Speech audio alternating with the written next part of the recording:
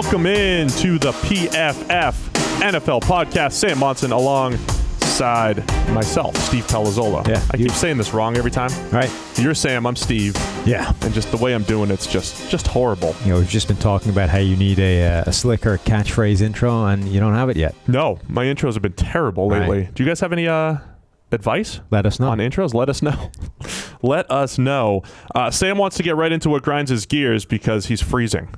Yeah, the freezing studio grinds my gears. It's freezing in here. Cold studios also grind my gears. And it's not even cold outside. Like, it's not like we've hit the depths of winter and it's negative temperatures outside of the building.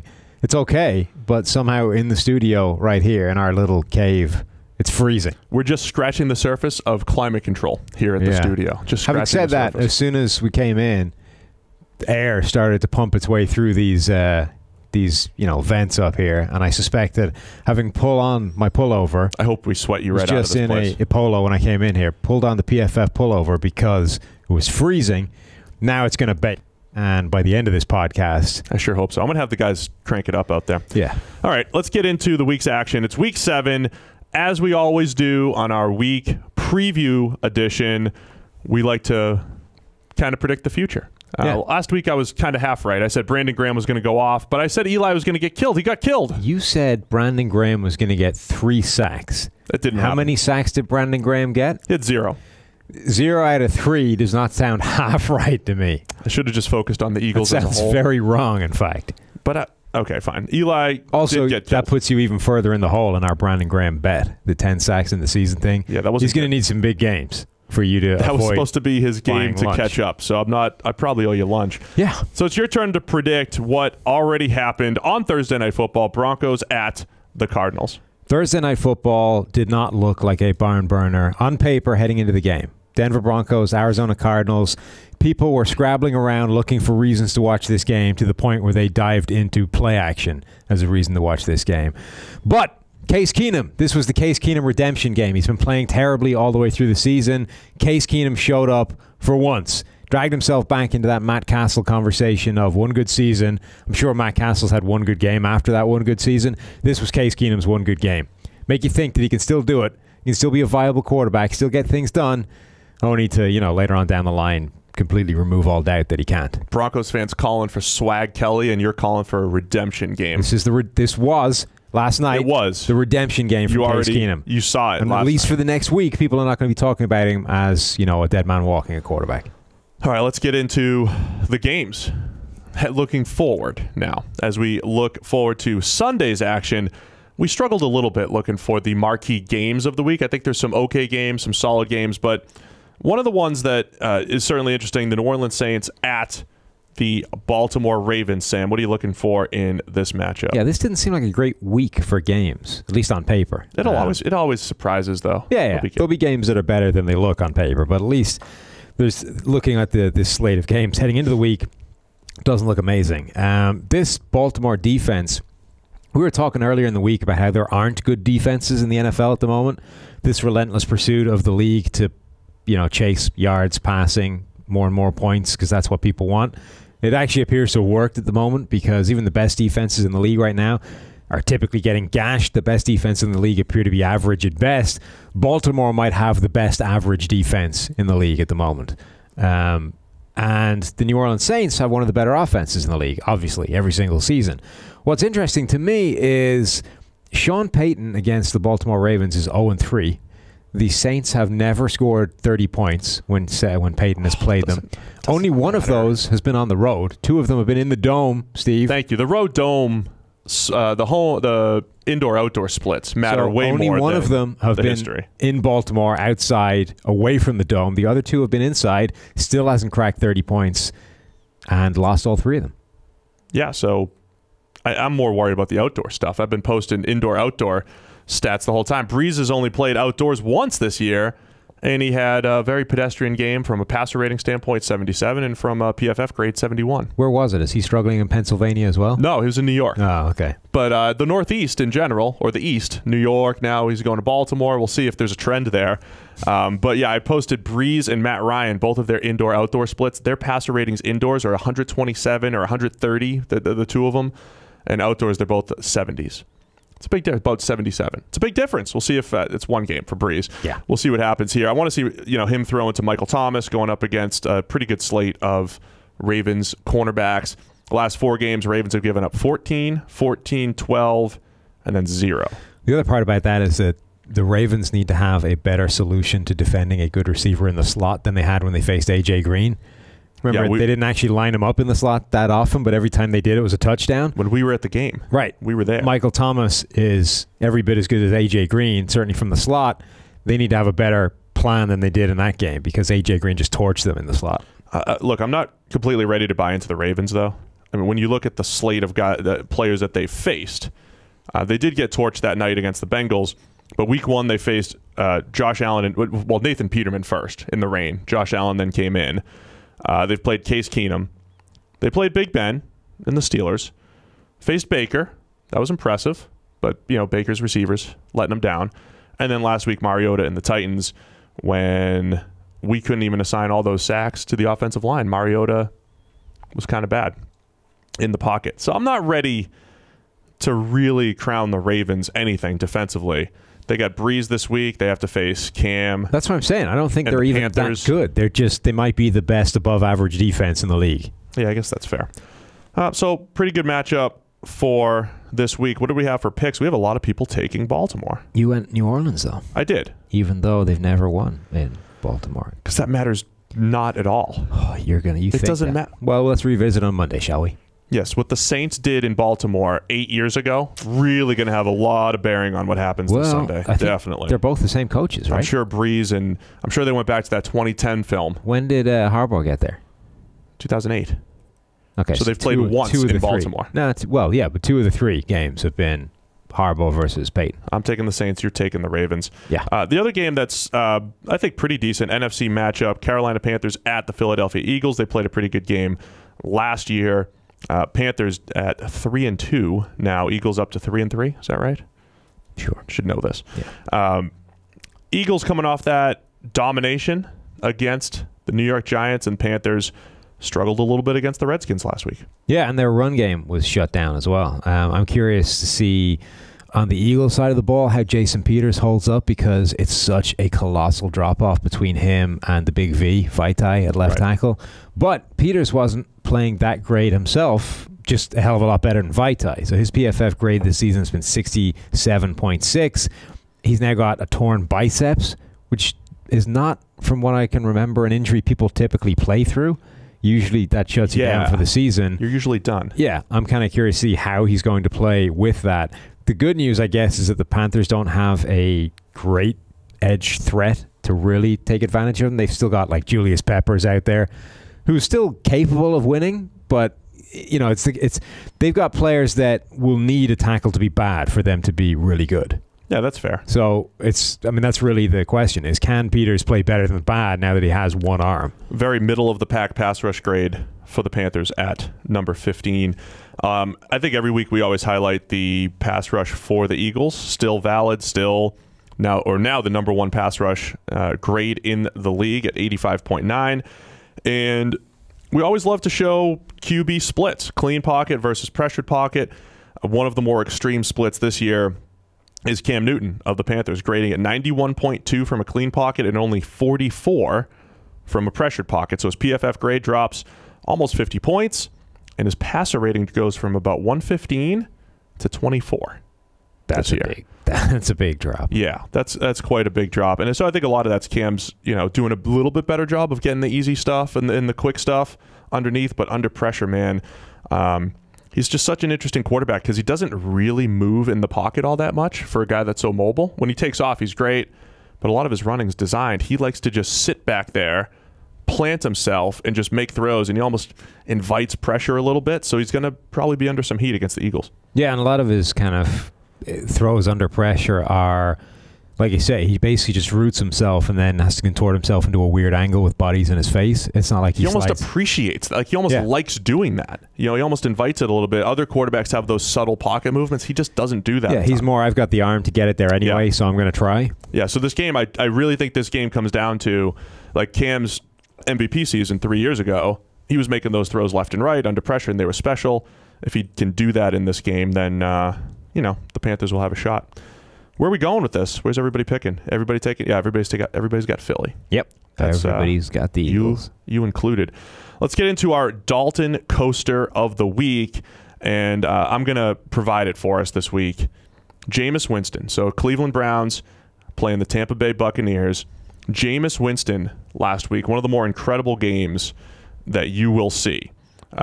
He had a good PFF grade, despite having 4 turnover-worthy plays and 0 big-time throws per our numbers. And butchering the rugby move.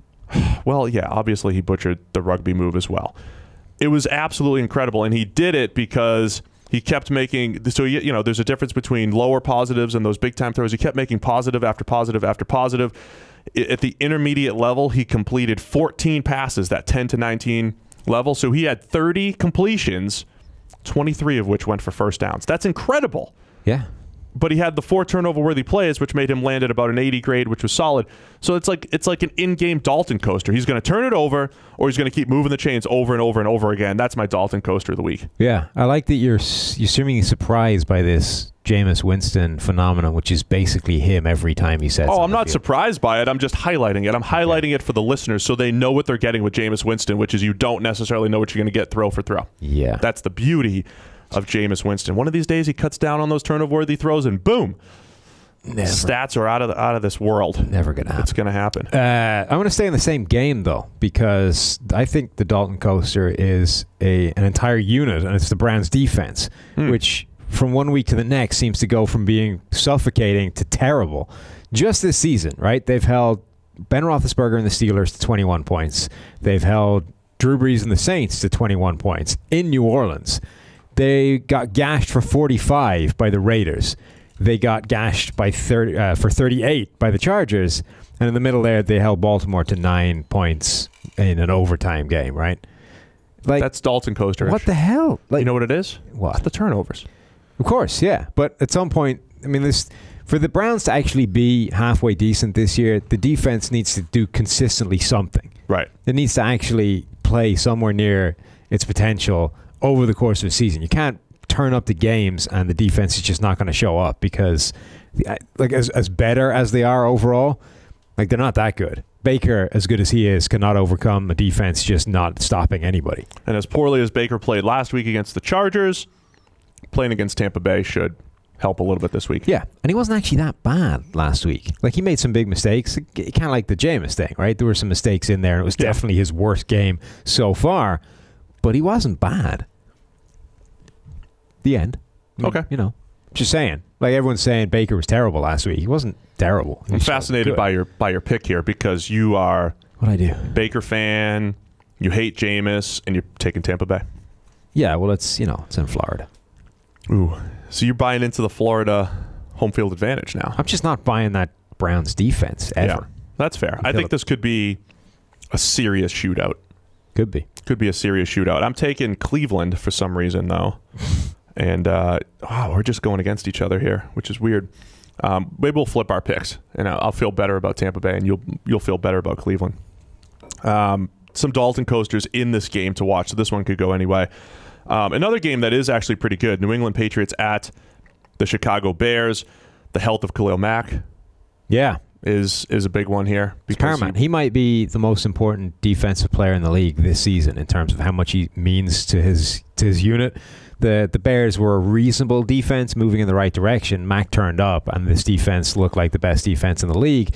Then Mack gets hurt, plays badly against the Dolphins because he's hurt, and that defense just gets gashed by everything. Now, obviously, there's going to be other factors at play than just Khalil Mack being hurt in that game, but that's a big part of it. Like, if they don't have him wrecking an offense on his own, it is a dramatically worse team. Last year's pass rush rankings. You ready for this? Bears, 26th. This year, Bears 3rd. Yeah. Last year's pass rush rankings, Raiders, 18th. Mm-hmm. This year, they moved up to 31st. Yeah. In the last couple of weeks. Good for them. So that's just showing the quick and dirty, impact that Khalil Mack has. I think this could have been a really good game if the Bears had 100% healthy Khalil Mack. Without it, it's going to be tough to see how they can stop the Patriots. Two big things. Now that they've got, Edelman and Gordon back and everything looks fine again. I think they still have a shot. I mean, it's still Midwest weather. It's going to be cool. You've got the Bears still have the top-graded coverage unit. I don't know if they've played enough. They played one leg of Aaron Rodgers. Haven't played a ton of great quarterbacks, but right now our top-graded coverage unit, they play, their zones pretty well. So them going up against the Patriots pass game. Patriots have looked great the last 2 weeks, but against the Colts and the Chiefs. Yeah. So they'll be challenged a little bit more this week. And then the other one I really want to see, Bill Belichick going up against Mitch Trubisky. So Patriots defense going up against Trubisky. His blitz grade, his grade against the blitz is 44 on our 0 to 100 scale, which is terrible. And it really matches up a lot of the stuff you see on film. And last week the Patriots, they were attacking Mahomes with the blitz. They got away with a few, or they did it successfully. Yeah. And I think this is something that they can attack with Trubisky in this Chicago pass game. Yeah, he struggles against the blitz and under pressure. Right. And if you can combine those two things, as the Patriots will do, that could be an absolute nightmare for him unless he's able to get the ball out quickly and two receivers. Yep. Also mentioned with Trubisky the other day, 33rd in PFF grades, 7th in passer rating. Yeah. A massive discrepancy as he gets elevated so far by that scheme. That should start to even off at some point. We're all taking New England in this one.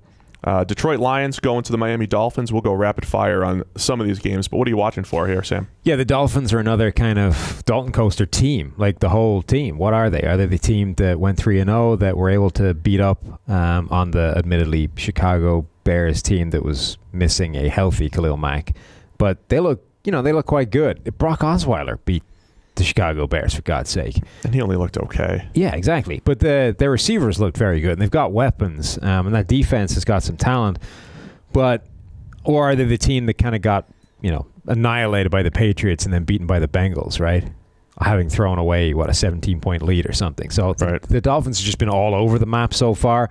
The Detroit defense probably isn't going to let guys just walk through them the way the Bears defense did, at which point have the Dolphins got any shot of actually winning that. But they're in Miami. They're in Miami. It's hot down there. That home field advantage. You've got the heat. I see it in your notes. It's not hot. It's not hot in Detroit. Heat index analytics. I'll be watching because, like what you said, Brock had some easy throws. You mentioned that Albert Wilson play. Like, how did he score on that last week? The Lions play as much man coverage as anybody in the league. Them and the Patriots, 1-2. No surprise, Matt Patricia leaving New England, coaching the Lions. So Brock's going to have to earn it this week. And when you play man coverage, you have to be accurate.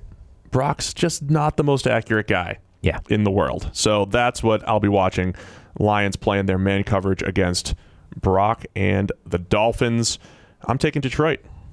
I have Miami because, the heat. Oh, man. I feel like I'm influencing your picks here. The more you hang out with me, you're taking Tampa Bay, Jameis, and the heat. You're taking Miami.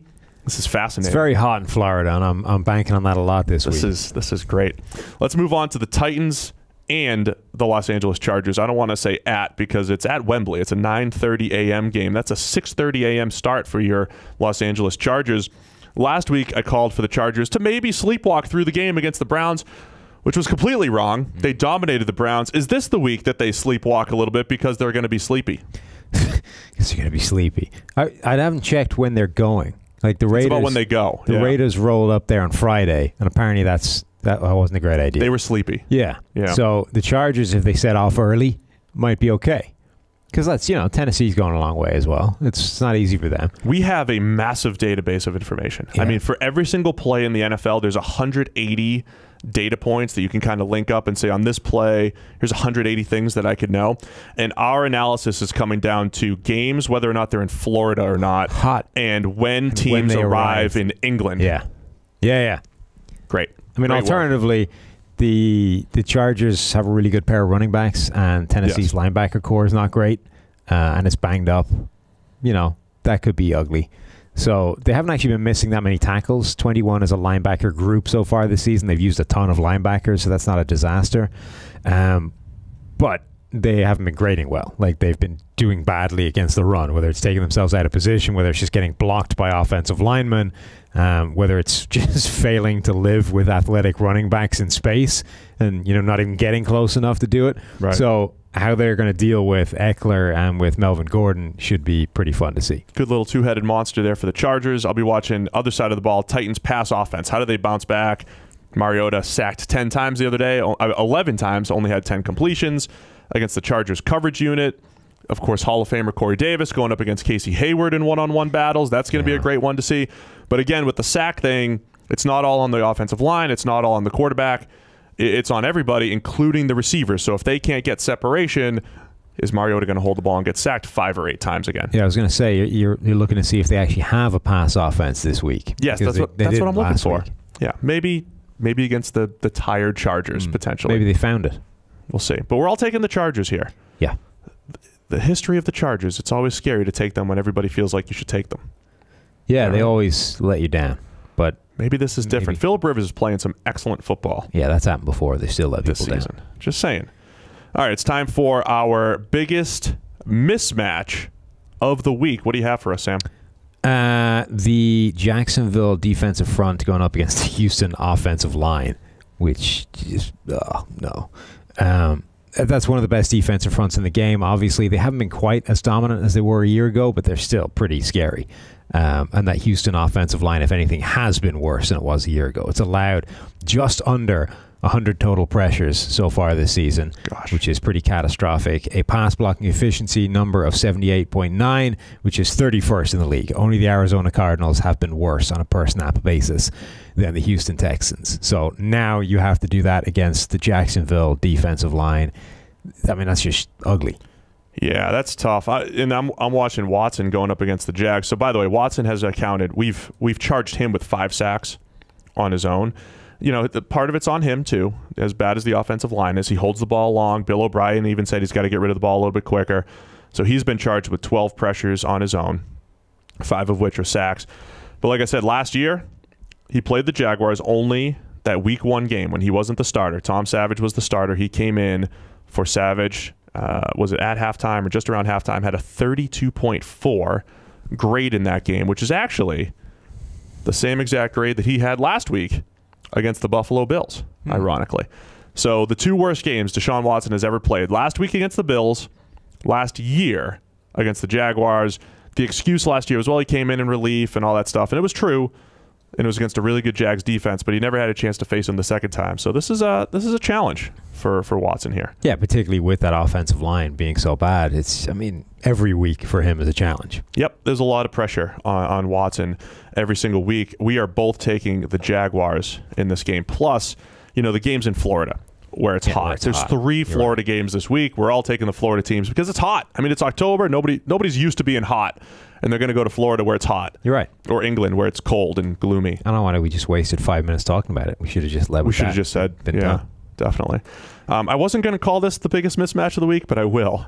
Los Angeles Rams at the San Francisco 49ers. I'm going to go Sean McVay, Los Angeles Rams head coach and play caller, against our good friend Bobby Slowick, defensive quality control coach of the San Francisco 49ers. Which way is the mismatch working?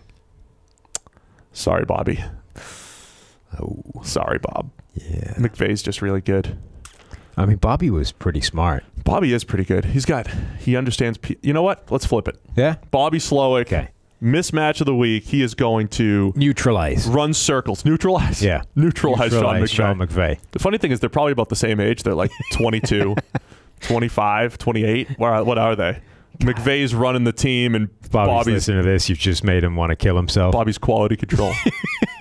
You're the same age, and Sean McVay is hailed as a genius in running the team. Bob, if you're listening to us, I'm sorry. We love you, buddy. We love you, buddy. Anyway, the Niners defense. We saw it Monday night, early on especially. Open receivers are running left and right. That's what the Rams specialize in.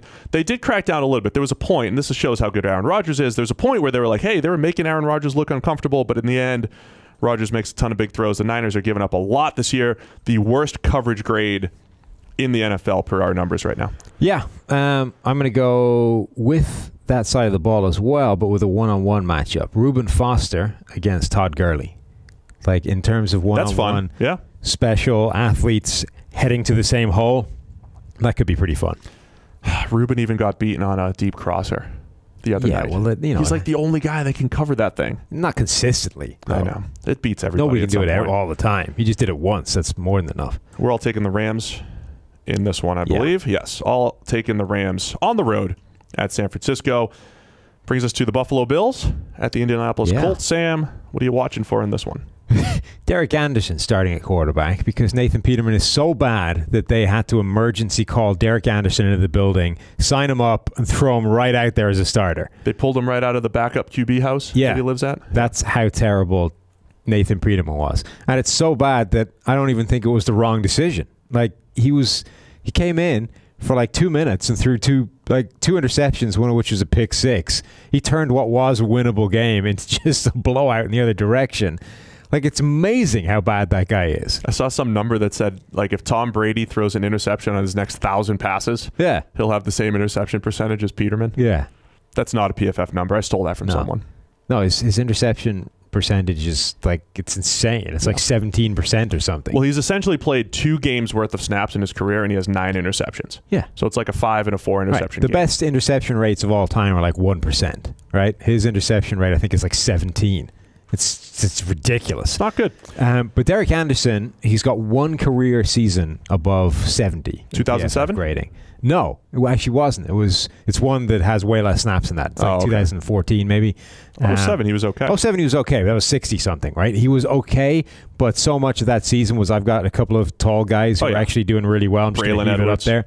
So, yeah, it was jump balls to Braylon Edwards and Kellen Winslow for a year, and it just happened to work out. His last season with more than 100 snaps was now 4 seasons ago. When you think you know what Derek Anderson looks like, then you have a look at his current player picture, and he's bald as a coot. And you're like, Derek Anderson got old. Yeah. So it's fun. Not only was he not great to begin with, now he's old and not great, and they still think he's a better option than Nathan Peterman, and I'm not sure they're wrong. There's a reason why this is a 7-point spread in the favor of the Colts, who are pretty bad. Yeah. Like, that Bills offense, it's going to be miserable. The Bills offense is rough, even going up against a Colts, soft pass coverage team, especially the way they play a lot of cover 2, soft zone. I'll be watching the Bills in coverage. Again, I feel like the Bills defense is just, their offense is so bad that the defense gets overrated or underrated. So the Bills are pretty good in coverage. They're number 13 in our grades, number 4 pass rush, guys like Jerry Hughes rushing the passer. So I'll be watching that. I think Andrew Luck will be challenged a little bit, and this is going to be the story of the Bills every single week. Can the offense do enough to give them a chance? Speaking of the captain. Speaking of. We have another latest missive to Dearest Mother. Okay. Dearest Mother, we have returned to home camp. The Bison men slowed their pursuit when they realized their unit was without a captain. Perhaps if they did not all go by Bill. We shall use this time to drill. A victory I dearly hope is within reach. I love you, Andrew. The Bison men. The Bison men. Not all of whom are named Bill. I'm just saying, there's a lot of scary weekly battles. They play Eagles, they play Bison men, Patriot men, or whatever they were. It's a rough campaign for the captain. It's a rough campain for a guy that still has a sore sidearm. Well, it's remained true up until now. It has. He had a couple sidewinders last Sunday, those 3 interceptions against the Jetmen. Yeah, misfires. Misfires even, sorry. All right, let's get into the rest of the slate. Rapid fire here, Sam, because you've got, we got a hard out. Yeah. On this thing. Hard out. As they say. They do. Let's go. Minnesota Vikings at the New York Jets. You looking at Figs and Dealin? Yeah, Figs and Dealin. More specifically, Dealin.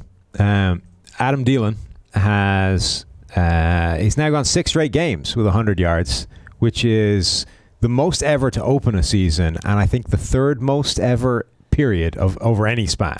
So he's got 2 more to catch the most all time, which I think, though I'm not 100% on this, I think it was Calvin Johnson has 8 straight. Okay. 2011 probably. And that's the all-time record. Jerry Rice, I think, is up there as well. Has to be. But I think I think Calvin Johnson has the most with 8. Thielen's got 2 more to go. Can he keep it up? He's currently the number 2 graded wide receiver at PFF. Yeah, he's pretty awesome. And he's got way more snaps than the number 1. Deshaun Jackson is number 1, has played like half the amount of time. I was looking at Kirk Cousins' numbers thrown against man coverage. He's one of the top 5 in yards, and it's a lot of it's Thielen and Diggs and their ability to get open.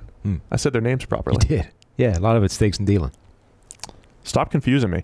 I'll be watching Sam Darnold against a Mike Zimmer defense. I like what, people always talk about, Belichick against rookies and stuff. I've seen Zimmer absolutely destroy rookies and young quarterbacks. He did it to Carson Wentz back in 2016. Wentz was grading well, ran into Zimmer's defense, and he looked so confused because of their two double A gap looks and different things that they do. So I think that'll be a fun little matchup to watch. How does Darnold do against Zimmer's D? Because Darnold starting to play pretty well these last few weeks. He upticked after getting in the wrong direction for like 4 consecutive weeks. Yep. We're all taking Minnesota, despite Kirk Cousins throwing in an outdoor stadium. We'll see. I mean, he's done that before. So. I know. He did come from Washington. Yeah. Speaking of, they're hosting the Dallas Cowboys. Sam, what are we watching for in this NFC East matchup? Yeah, big matchup with both these teams kind of in the running within that division still. Nobody's stood up. Can Washington stop the run, right? That was a big thing last week. They bottled up Cam Newton and Christian McCaffrey and this diverse, formidable Panthers rushing attack. And it looked really impressive if you just looked at the box score numbers. But if you look at how it actually worked, like the Panthers abandoned the run at some ridiculous rate right off the bat. They abandoned the run like it was a lollipop covered with spiders. They just, no, I'm out, I'm done. It's not happening. Is that a common phrase? No, I just made it up. What? So on the spot? Pretty much. I'm impressed. The Redskins scored early, and the Panthers actually started the game with, I think, a 9-yard run, and then like 3 straight runs gained 21 yards. Then they somehow conspired to turn 2nd and 2 into a punt. The Redskins scored on that drive a touchdown, and from that point on, the Panthers basically just went, well, the run's out. We're behind. We got to pass. Then that was it. That was the run game. Gone. So the Cowboys are unlikely to abandon it so quickly, is all I'm saying. Yeah, so that's something to keep an eye on. I'll be watching Dallas's coverage unit. Again, I just love the way they're coming together. Leighton Vander Esch playing some excellent football. Last 3 games, just stops those tackles in and around the line of scrimmage. Offensive failures, he had 4, then 7, then 4 these last 3 weeks. Now leading the Cowboys with 20. Jalen Smith playing really well on the back end, starting to get that athleticism. So I wrote this offseason about Dallas's back 7 just being really interesting in their ability to match up. Byron Jones, still our number 1 graded corner. And plus just Dallas playing on the road. They've been night and day, a different team home and away. So I think this is a sneaky good matchup. It's the NFC East. These guys always play each other tough. So I'll be watching the back 7 of the Cowboys in this one. But we're both taking the Redskins. I think I bought into the home road splits for the Cowboys, despite how good they looked last week against Jacksonville. Yeah, okay. Because it was at home. All right, we've got a Sunday Night Football flexed game, our hometown Cincinnati Bengals at the Kansas City Chiefs. Chiefs back on Sunday night for the 2nd straight week. Yeah. Can the Bengals get pressure on Patrick Mahomes against that Chiefs offensive line? We expected the Cincinnati defensive front to be really good when it comes to pass rushing. They haven't quite been that good. They've been okay, but we've expected more. And I think there is more to come. If they can't pressure Patrick Mahomes, can they live with the Chiefs offense in a shootout? Because that's every week with the Chiefs, right? If you can't slow them down, you have to match them against their terrible defense. Can Andy Dalton and the Bengals offense, hang in that kind of race? I think they can. The way they're playing this year, Dalton's been a top 10 quarterback. I think they can hang. I think it's gonna be another one of those shootouts. The best thing that Cincinnati can do, though, get pressure on Mahomes, like you said, even though he's been really good at avoiding sacks when pressured. And then the split that I found that I thought was interesting is how Mahomes is playing against man coverage versus zone. This isn't perfect. This isn't perfect numbers, but we track every single coverage. There's always nuance into these things, but in a broad look, number 1 against basic zone concepts, that's Mahomes, his PFF grade. Number 1, 25th against man concepts. Now, there's going to be a little crossover there, but it's not going to be that much different. It's probably first versus zone. It could be 20th versus man, but it's a pretty distinct difference. And when you have guys like Travis Kelce and Tyreek Hill that can beat man coverage, I don't expect this necessarily to stay the same. But it's an interesting split to me. But the Bengals are a zone team. So how do they attack them is what I want to see. Do they adjust at all? Do they sit in their cover 2, 4, 6 shell, as I like to say? You play those various coverages with the 2 high safeties and you mix it up down to down. So I'll be watching some of that nuance. Either way, the Chiefs probably still score 40 and the Bengals score 33, and that's what happens. Yeah. Is that about right? Every single game with the Chiefs, shootout. No matter what happens. It doesn't matter how you try to stop Mahomes, he'll probably still find a way to score points like he did last week against New England. Kansas City is who everybody at PFF is taking in this one. All right, last game, Monday Night Football. New York Giants at the Atlanta Falcons. It's in a dome, Sam. It is in a dome. So obviously the Falcons will play better because they're a dome team. It's not in Pennsylvania, Steve, so they're not going to struggle. It's not even necessarily that. This is our chance. Like Eli has had a terrible looking arm for 3 straight years. It's going to be great. The ball's going to be flying out of his hand. It's going to look crisp. He might throw for 350 and look pretty good because it's in a dome against the bad Falcons defense. Yeah. And because it's a bad Falcons defense, we are going to get sickening levels of Saquon Barkley love. That's what you want to watch? It was off the charts in that last game, and they were still getting their ass kicked. Like, if they actually are in this game or they're somehow, keeping pace, it's just gonna go over the top. Yeah, you think so? Yeah, it's going to actually pretty awesome. Flow out of the particular vessel that we're talking about and just spill all over the floor. That's how much Saquon Barkley love there's going to be. The Eagles-Giants game where Saquon was unbelievable from a yardage and some of the stuff, standpoint, some of the stuff that he did on the field. I mean, it essentially summed up everything we said pre-draft and the value of a running back. He can look incredible. He can't play well enough for this to be a good pick. Put up huge numbers, and they still scored 13. Yeah. Now, at some point, they have a good quarterback, and he's a piece of a bigger offense, and it's going to look really good. And this narrative, by the way, that they chose him so they could, suck the next year and get the #1 overall pick at a quarterback is absurd. It's all made up. Let's say that's the plan, okay? You had the highest draft pick you have had since 1981. You cannot possibly have expected to get back to that level the next year, particularly if you think Barkley actually does move the needle the way they seem to have. At which point, what you are saying is, rather than take the quarterback this year and try and find somebody spectacular next year, what we'll do is we'll take Saquon Barkley this year, and then we will trade all of the things we have to move up to get the quarterback next year. Because that's what you're going to need to do. Or you're saying, we're going to take Saquon Barkley.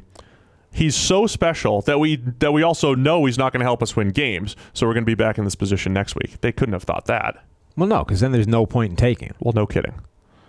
But if you actually... So there's no conspiracy theory. The only way it makes any sense is if the logic is you were prepared to trade a boatload of stuff for a quarterback next year, as opposed to just taking one at 2. That's silly. Yeah, of course. I know. I understand. I get it. Yeah, but it's not so much for you; it's for the people listening. Okay. There's more than you listening to me right now. The millions. I don't know if you understand how this works. When you and I put on this headset, we're communicating with people outside of this podcast. I feel like it's just me and you in the room, and we're just having a conversation. So when I'm trying to explain to you why the Saquon pick is stupid, it's not because I think you don't get it. I have to tell you things a few times before they'll sink in. I'm confident that I've passed the threshold with Saquon with you. Oh, I get it. But I'm relaying it to other people. Thank you. That was the game, though, that summed up why it was a silly pick. Because he was really good. Don't want to take away from Saquon, the player himself. Mm-hmm. It's not his fault that he plays running back and that he's less valuable. Yeah. But he's really fun to watch. He is.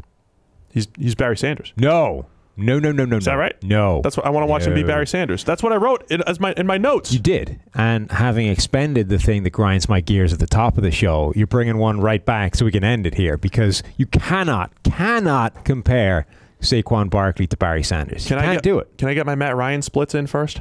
Yes. Before we grind your gears? Okay. Matt Ryan so far this year. Here are the official numbers in a dome versus outdoors / in Pennsylvania. Yeah. PFF grade 89.7 in a dome. Mm-hmm. That drops to 49.8 outdoors. Mm-hmm.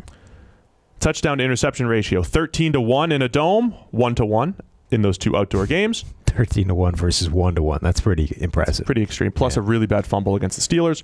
Passer rating of 134.3 in the dome. Mm-hmm. Multiple domes because they played in New Orleans as well.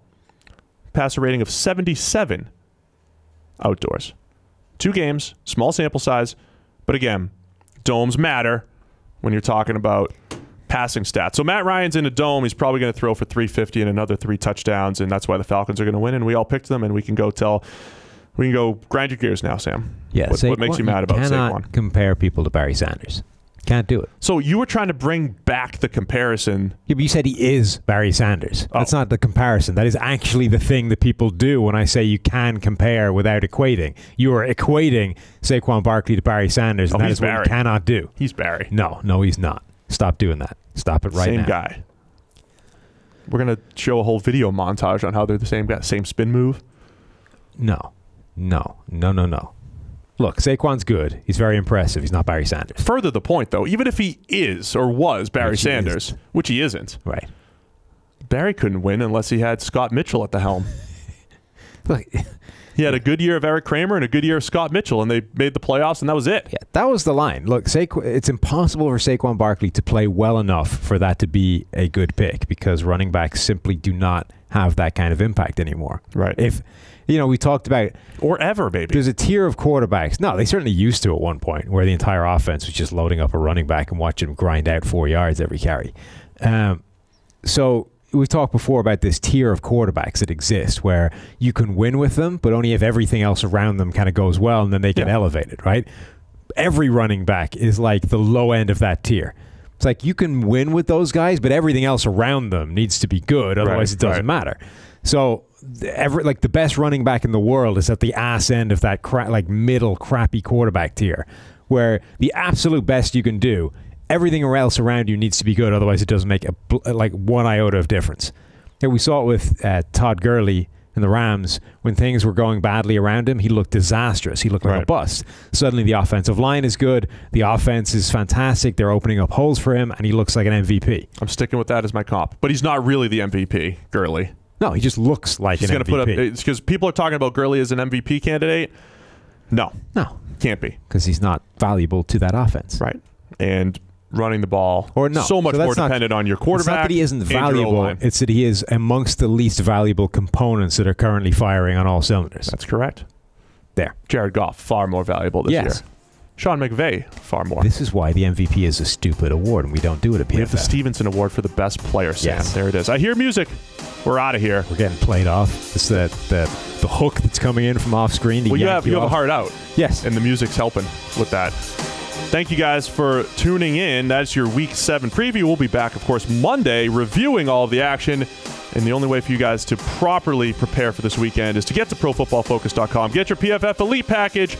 Check out Greenline for your picks and Premium Stats 2.0 for grades on every single player in the NFL. All right, guys, we'll chat again Monday.